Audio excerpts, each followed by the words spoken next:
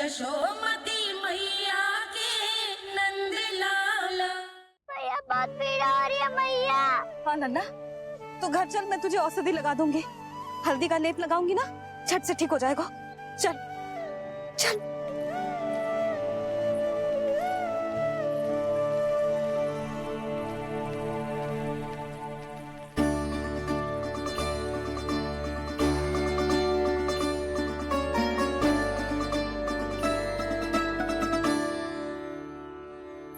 बस लल्ला बस, रो मत। चल चल चल, आजा।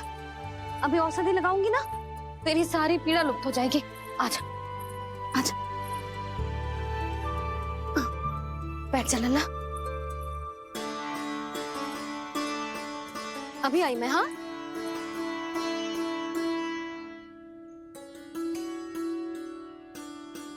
मैया। अरे तो अभी तक रो रो है? क्या कह रही थी सारी गोपियां? बता। के मेरा लल्ला श्री नारायण का अवतार है, दिव्य है, भगवान है। और जो भगवान इतनी छोटी सी चोट पे रोते हैं क्या? इतनी तो लगी भी ना है तुझे, जितना तो तू आ ऊ कर रो है।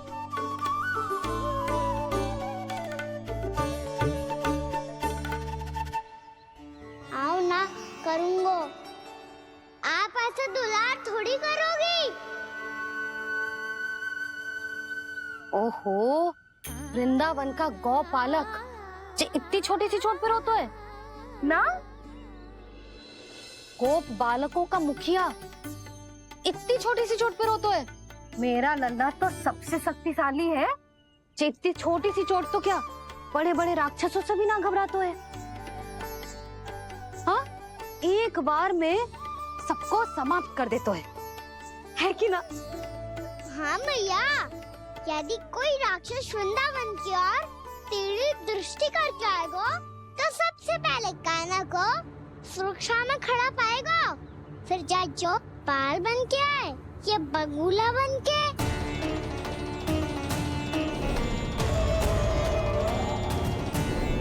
ना लल्ला, सोचो भी मती। वृंदावन की सुरक्षा करना तेरा दायित्व ना है।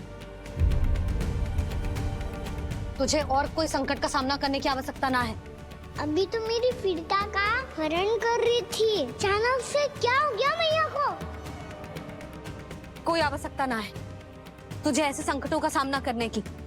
आने दे आज तेरे बाबा को, सीधा सीधा बोल दूंगी। बहुत हो गए उनके तर्क वितर्क। मेरा फूल सा लल्ला वन में अकेले गौचारण के लिए ना जाएगो। आज बगुले ने निकल लियो, कल कछु और हो जाए तो? नारायण ना करे, कहीं कछु ऊंच नीच तुझे कछु हो जाए तो?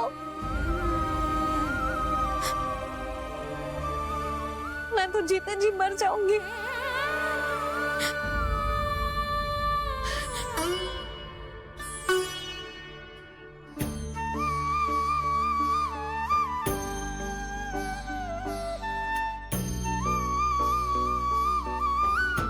वीर लल्ला की वीर मैया इतनी सी बात तो रोती है क्या? क्या करूं कान्हा, तुझे ऐसे बार बार संकट के मुंह में जाते हुए ना देख सकती मैं।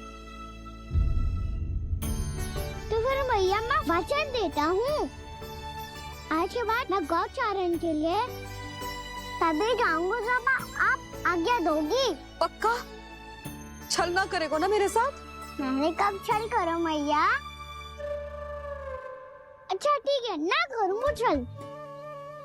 यदि आपसे पूछे बिना बाहर निकलो तो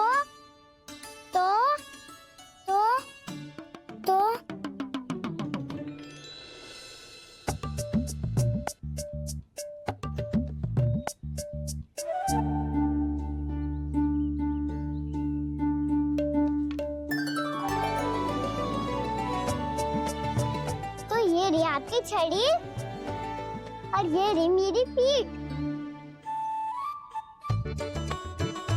ठीक, देना तापर तोड़। ठीक है, जब तूने अपना दंड निर्धारित कर ही लियो है तो सोच ले, अब अगर तूने मेरी बात ना मानी तो तोड़ तोड़ छड़ी पड़ेगी, समझ आई?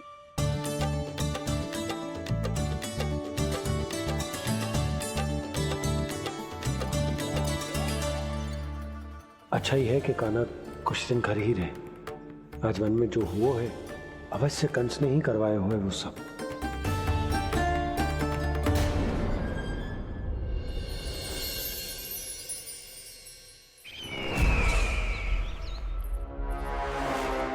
आपका ये धनुष तो सबसे अधिक शक्तिशाली था महाराज, ये कैसे टूट गया? कहीं ये बकासुर की पराजय का संकेत तो?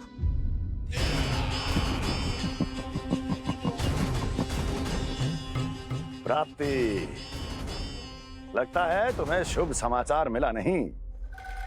उस बकासुर ने उस विष्णु अवतार को जीवित ही निगल लिया है। अरे अब तक तो उस नन्हे से बालक को पचा भी चुका होगा वो। उसके तन में रक्त बनकर वो विष्णु अवतार और उसकी शक्तियां और रही होंगी। क्षमा कीजिए महाराज। क्षमा कीजिए, इस अशुभ से मुख से शुभ समाचार आने दो। माथे के बल को ढीला करो, चेहरे पर मुस्कान लाओ और कहो, महाराज, वृंदावन में मातम फैल चुका है। मैं ऐसा ही करता महाराज, यदि सूचना सत्य होती तो।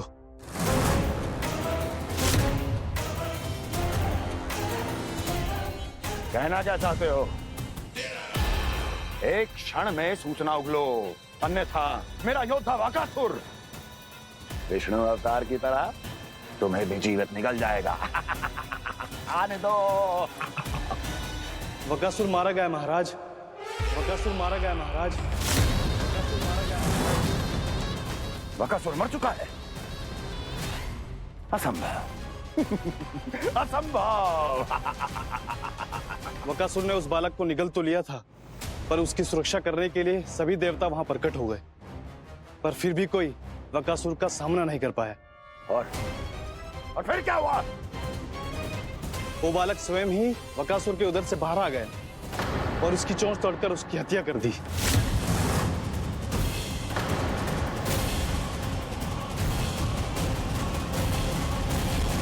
वन में बकासुर की चोंच टूट गई और यहाँ आपका ये धनुष।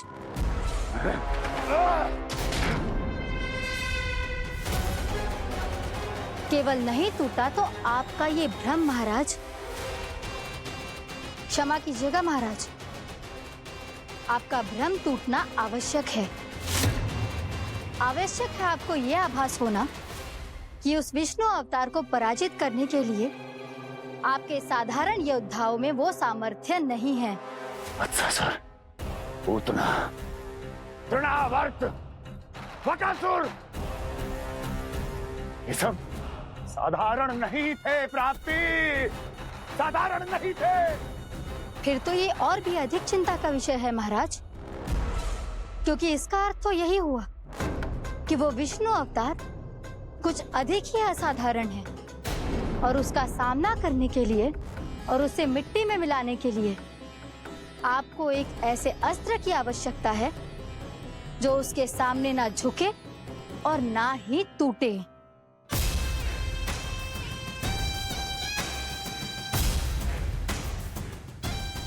तो फिर मैं ऐसा ही अस्त्र ढूंढूंगा, चाहे आकाश पाताल एक क्यों ना करना पड़े मुझे, 10 दिशाएं 14 भुवन क्यों ना नापने पड़े मुझे। मैं उस अस्त्र को अवश्य ढूंढ निकालूंगा जो उस विष्णु अवतार के प्राणों की डोरी इस धनुष की तरह तोड़ सके।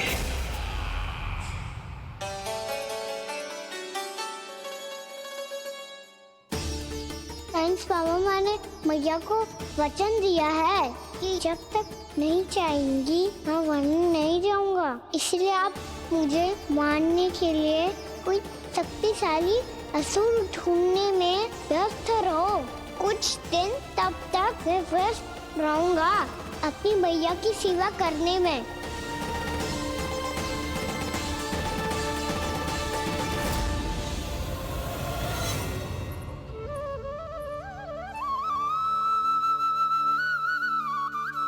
लो मैया, तुलसी जी को चढ़ाने के लिए जल।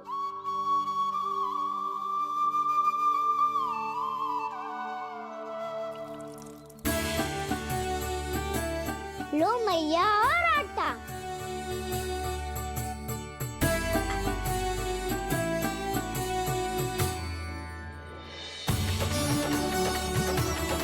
लो मैया, बेलन।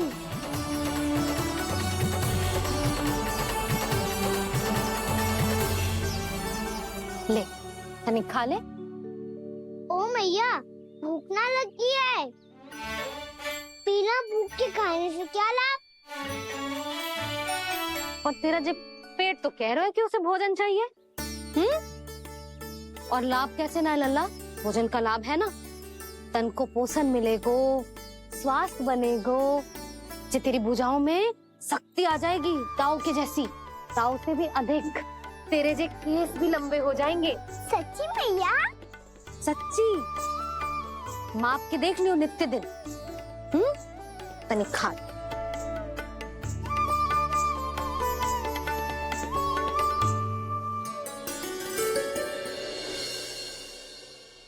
मान के मैया का कहना, छक के भोजन खाते हैं,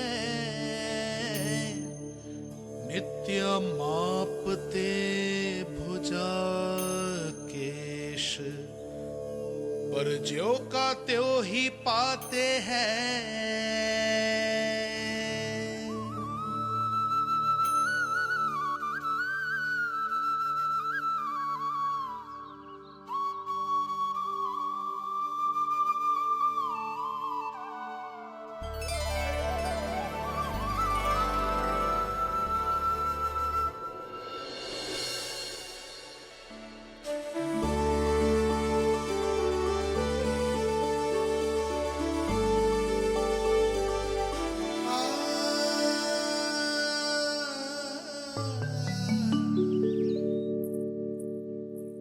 ले लल्ला, फल खा ले।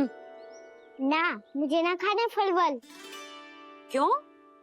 लंबे केस और शक्तिशाली भुजाएं ना चाहिए? व्यर्थ है ये सब। पिछले 10 दिनों से देख रहा हूँ, ना केस लंबे हुए हैं, ना भुजाएं शक्तिशाली बनी है। 10 दिन में का चुनाव होने वाला। 10 सप्ताह ऐसे खाएगो ना, तब जाके कुछ बदलाव दिखेगो। समझ आई? चल अब खा ले। वैसे भी मुझे बहुत सारी तैयारियां करनी है आज। इसीलिए मैया, एकादशी के व्रत के लिए लल्ला। सुनो जी, सारी सामग्री आ गई? हाँ, तुमने जो कही थी सब ले आए हूँ।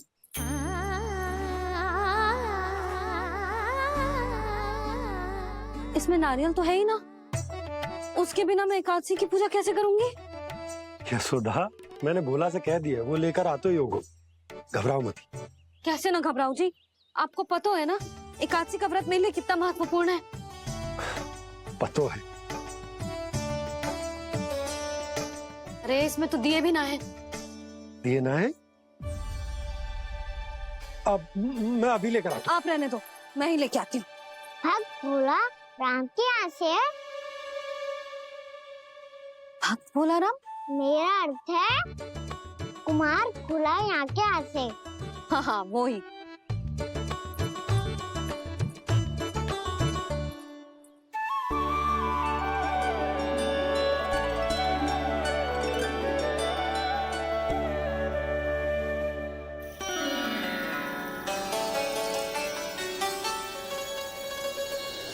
श्री हरि, श्री हरि, मेरे श्री हरि।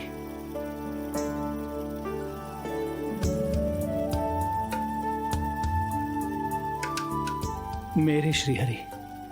भोला राम, मेरी मटकी तैयार है? मेरे श्री हरि, मेरे श्री हरि।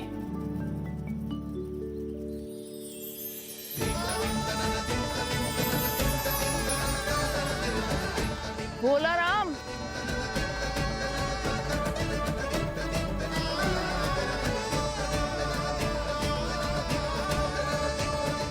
भोला काका, ओ भोला काका।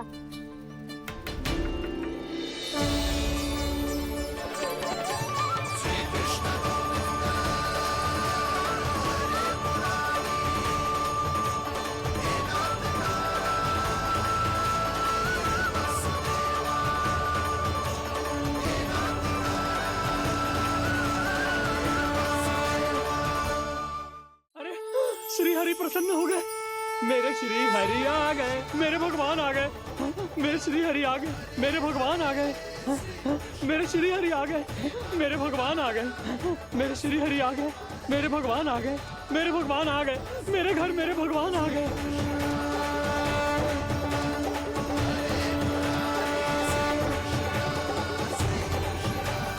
मेरे घर आ गए, मेरे श्री हरि आ गए, हाँ मेरे श्री हरि आ गए। ये तो बावले थे ही, अब बालकन को भी साथ में मिला लिए। उज्जवल क्या कर रहा है? अरे ठहर जा भोला।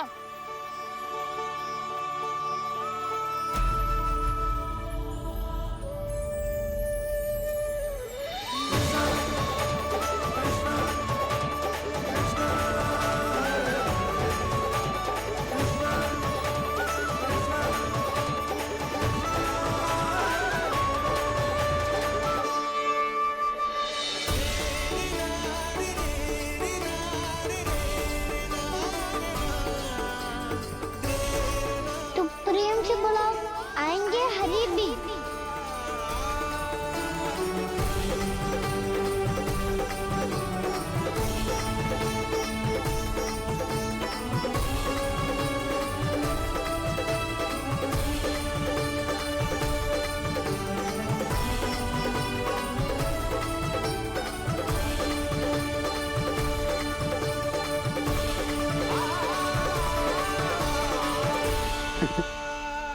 क्या वो गाना?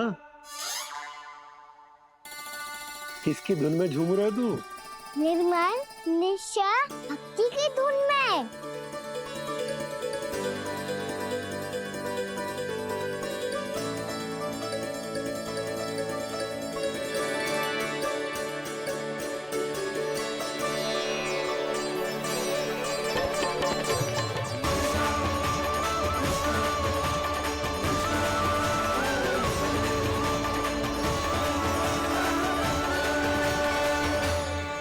अरे क्या हो गया इन्हें?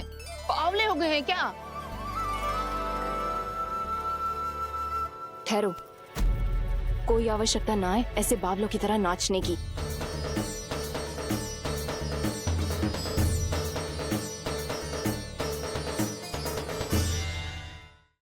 जे बावले ना है मौसी, भक्ति में रम गए हैं। बस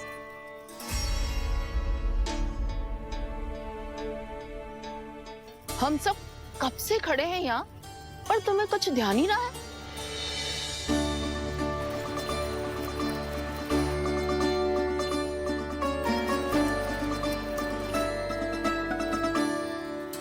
नाच गाने में ऐसे मगन हुए कि हमें देखा भी ना।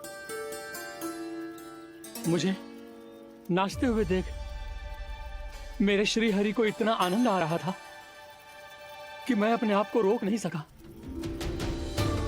और वैसे भी मेरे जन्म का एकमात्र उद्देश्य है श्री हरि की सेवा करना, श्री हरि को प्रसन्न करना। तुम बावले हो भोला राम, या हमें बावला बना रहे हो? श्री हरि और तुम्हें देख रहे हैं? हाँ, अभी वो यही थे, देख रहे थे। भोला काका, आपने भी ना अति कर दी। अब हमें भी बताओ तनी, कहाँ थे श्री हरि?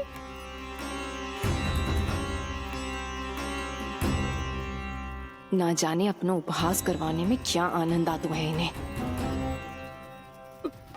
देखो, अब तुम सच मानो या झूठ, लेकिन हमरे श्री हरि यहीं थे, इसी चाक पर अभी। हाँ, लो सुन लो इस मूर्ख की बात। श्री हरि को और कोई स्थान ना मिलो जो इसके मिट्टी के चाक पे आकर बैठेंगे। श्री हरि को और कोई स्थान ना मिलो जो इसके मिट्टी के चाक पे आकर बैठेंगे। श्री हरि को और कुछ सामना मिलो जो इसकी मिट्टी की चाक पे आकर जैसी मैया भैंसो ही लल्ला, दोनों का कुछ पता ही ना चलतो, कब किस बात पर प्रसन्न हो जाए और किस बात पर रुष्ट। अरे मैं भला असत्य क्यों बोलूंगा? अभी अभी यही थे श्री हरि। हाँ,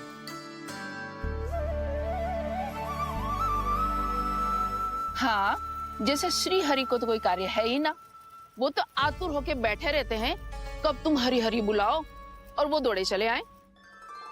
भगवान तो भक्तों के पास आने के लिए सदैव आतुर रहते हैं, बल्कि सत्य तो यह है कि भक्तों के मन में ही निवास करते हैं भगवान।